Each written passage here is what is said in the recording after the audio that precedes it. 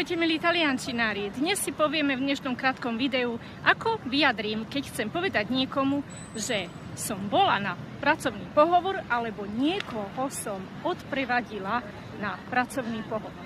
Slovíčko pohovor v taliančine bude il colloquio. Keď chcem povedať, že som niekoho odprevadila na pracovný pohovor, poviem ho accompagnato qualcuno al colloquio di lavoro.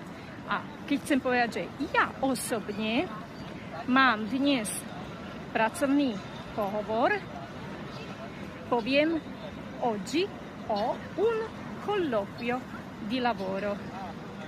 Dúfam, že táto informácia ti bude užitočná v tvojej komunikácii v tomto krásnom jazyku.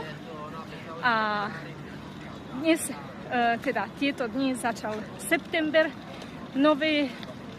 nuovo periodo dell'anno, čiže nové obdobie tohto roku. A tak som sa rozhodla, že idem naplno.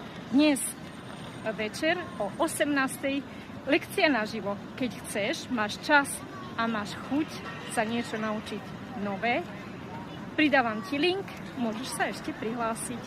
Ahoj, vidíme sa dnes večer. Ahoj!